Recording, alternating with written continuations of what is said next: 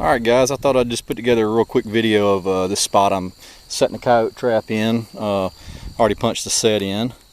It's right there. I don't really know what you call it, but it's a more or less like a flat set. I used that corn stalk right there to put a little hole under it, threw some Coyote in it, picked up some coyote scat off this road, came in on right here, and I've got it at an intersection. So I came in from the northwest right there up to this intersection. It cuts through the field. And this road actually keeps going. It's another main travel way at the end of that where they got the corn planted back there. This is a 40-acre tract that sits to the west of me right here. It's got a duck pond in it, some old brush piles, just a low part of the field they didn't plant.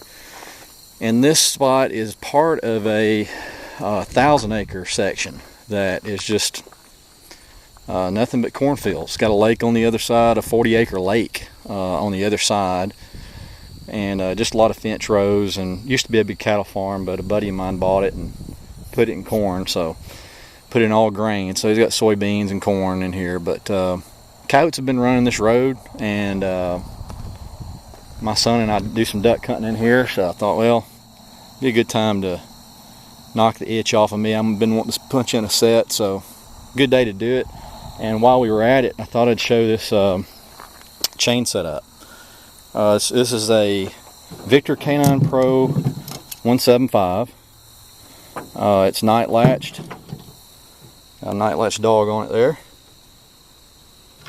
And I run a shock spring #2 chain and a super stake. So you can see that this super stake is welded on the stake end, because when you go to pull it, these J hooks will bend. So make sure if you use them, you do weld that shut. It's just an S hook welded, by the way. #2 chain. It's about 14 inches of chain. I swivel them up really good, and that's just a MTP shock spring. I don't think that's a JC Connor. I got a couple of those, but I think it is just regular MTP shock spring. And as far as poundage, I really don't know what that what that would pull, but it definitely coyote will definitely stretch that to its limit. So and it helps, I think they do help, so I use them. But anyway, swivel them up good if you do use them. And actually, that shock spring, I rest underneath the front part of my trap, those springs, and it actually stabilizes it up pretty good. So I find a place for them in the trap bed and end up over time getting used to bedding them. It takes a little bit of getting used to.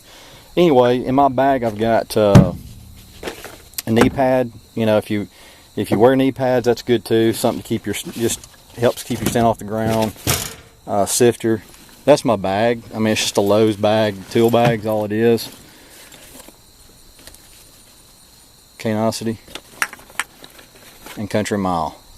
So what I did, just above that trap, just a few stalks down, I put some Country Mile on the end of one of those stalks. It's all you need, just a call lure. You got prevailing wind hitting them as they come through this intersection. You want to make sure that prevailing wind's blowing into them and they can smell it. And they will. Any coyote that runs this intersection, he's more than likely going to smell it. If he doesn't, it's not my fault. Everything's like it should be, but he just didn't smell it. So anyway, make sure of that. 4-pound hammer, little Lowe's digging tool. Also, if you can find one of these, I think they still have them. I saw one the other day. I need to go buy another one. This thing is put up with so much torture over the last 2 years. I've had this for 2 years. I don't know how many sets I've punched in with dirt holes. You can tell that's what I use to punch my dirt holes in. If I do a dirt hole, hit that in. I beat this thing to death, and it's still with me. J hook pliers, always keep them in my bag. They're for these guys right here. For those of you that don't know, it just closes that and crimps it shut. So J hook, MTP, or any of the trap and supply houses have got them. A file. This trap has got about 3 coats of full metal jacket, so that's what I file them with. Once I get done dipping them, I always file the dogs on them and the back of the pan. and of course just a flathead and pair of pliers to adjust them. I'm running about 2.5 pounds on them, so to 3, because in my area coyotes are open all year.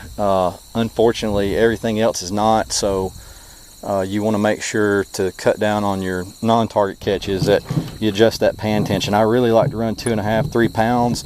It ends up being more than that in the bed, but that's fine. I mean, I'm not interested in a toe catch. I want the full pad catch. So if I miss them, you know, if they come close and no cigar, I'd rather them walk on and them never know the trap's there and me not catch them is toe catch them and lose them. I've pulled up on them and had them run off before, so I don't like that. But anyway, with that poundage, I should get full pad catches with these. I mean, 90% are better.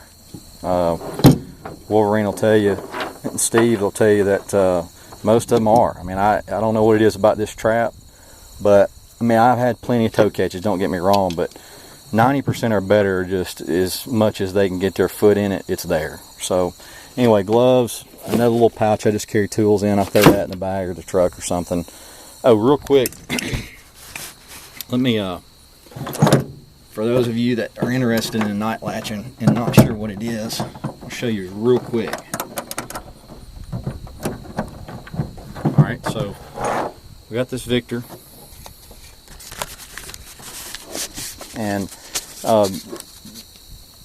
Canine on here can probably tell you a little more of the history, or Wolverine or Trapper Perry, some of those guys can probably tell you a little more about you new guys about night latching.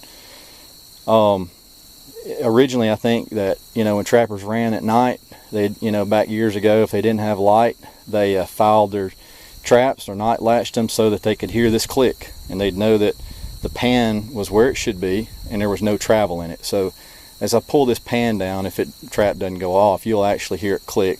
If I'll shut up here for a second. So here we go. Alright, so it's night latched. It's ready to rock. It's a flat laying trap. That's what we like. Easy to bed. We're set up good. So we're night latched. There's no travel in that.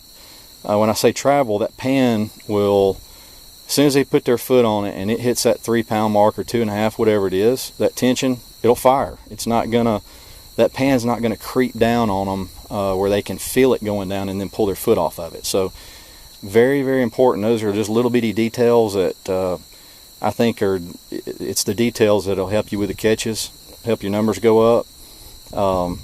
You got pan travel, you're asking for trouble. So you want that pan flat.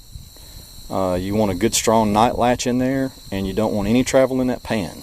And bam, hopefully you get them. So anyway, all right guys, you know what kind of setup I got here, so we'll check this over the next few days and just see what becomes of it. But may not catch a thing, but we'll give it a shot just like we do every year.